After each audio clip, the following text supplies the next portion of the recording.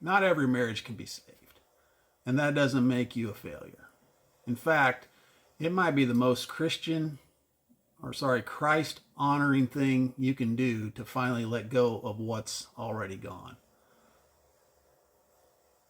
Let me say that again from the man sitting alone in a quiet room tonight, scrolling YouTube, asking God if he even sees what you're going through. Now, you're not a failure. You're not the bad guy just because you're the one still standing while the marriage fell apart around you.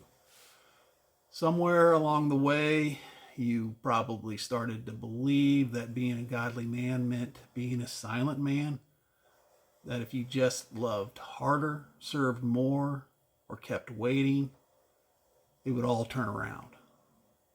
Hey, but if you're watching this, it probably hasn't. She may have left emotionally, she may have walked out physically, or maybe she stayed, but only in body, not in spirit. And now you're the one left holding up a covenant built for two. I mean, it's a heavy thing. And you've carried it a long time. So let's be honest. Some of you are barely sleeping. You've prayed, you've fought for this marriage in ways only God knows. You've tolerated silence, disrespect, emotional detachment, maybe even infidelity, but you stayed because you thought that's what a real man does. And I get that. I respect the fight in you.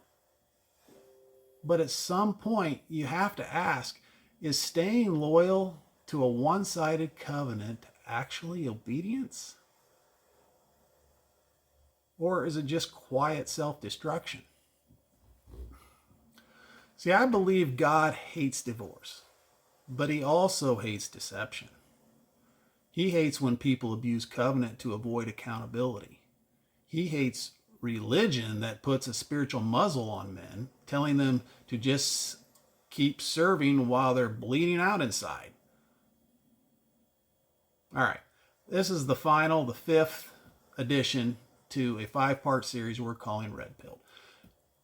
And if this is hitting home for you, if this message needs to reach more men like you, go ahead, like the video, hit subscribe if you haven't.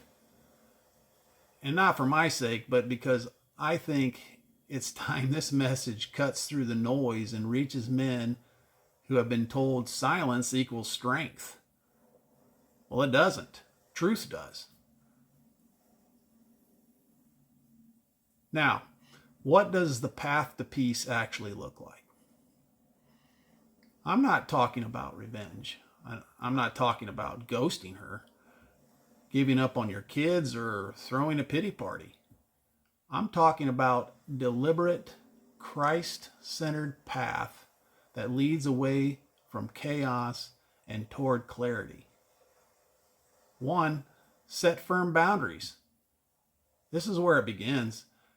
If she's left spiritually, emotionally, or physically, and especially if there's manipulation, you've got to stop the cycle. Boundaries aren't revenge. They're clarity. Boundaries say, this is where I end and you begin. They protect dignity for both of you. 2, bring in church leadership. Not to shame, but to clarify. Matthew 18 isn't just for strangers in church drama. It applies to your marriage too. A good shepherd doesn't just tell the sheep to stay quiet. He helps you discern truth. If your leaders aren't willing to sit in that, then maybe they're not shepherding. You have permission to expect more from your spiritual covering. The truth is, a real spiritual leader may not even be in your current church. You can find solid accountability just among some God-fearing friends. Number 3, get real counseling. And I'm not talking about cotton candy advice from someone who avoids hard truths, you also shouldn't have to pay $90 or more an hour for solid advice and accountability. That should already exist in your current body of believers, among those who have walked many miles with Christ. You need someone trauma informed and biblically grounded, someone who won't gaslight you with happy wife, happy life cliches. You need truth, not fluff. And you need someone who honors God, even when it hurts. All right, number 4, reclaim your mission as a man. Brother, your story isn't done. A broken covenant doesn't mean a broken man. You're still called. You still matter. In fact, you may now be in the perfect position to rediscover your purpose. God can use this pain to refocus your life, not on proving your worth to someone who doesn't see it, but on walking in what He always designed for you. Well, let's get real for a second. Culture will tell you, just move on, man. Get over it. Church might tell you, wait forever. Keep suffering. That's the holy thing to do. But what does the Bible say? 1 Corinthians 7:15, if the unbelieving spouse departs, let them depart. God has called you to live in peace. Did you catch that? Peace, not purgatory, not guilt, not endless waiting for someone who's already gone. Peace.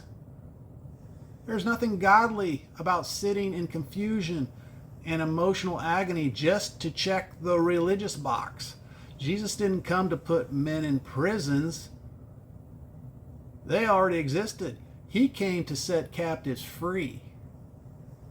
And that includes men stuck in dead covenants that no longer reflect His heart. Listen, I know it's not what you wanted. No man gets married thinking it'll end in separation or divorce. But you got to stop equating the end of marriage with the end of your identity. You're not a failure. You're not alone.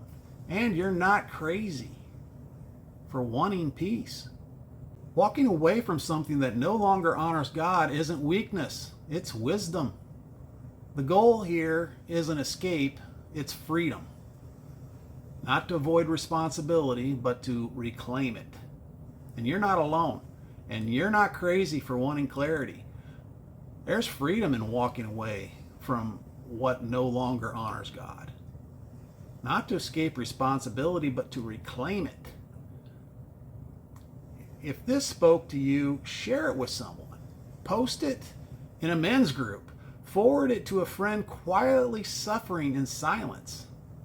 And make sure you subscribe, because we got more episodes coming on the subject and others where we unpack hard truths with biblical clarity. This Red Pilled series isn't about bitterness, it's about biblical strength, clarity, and freedom. Let's keep walking towards that together.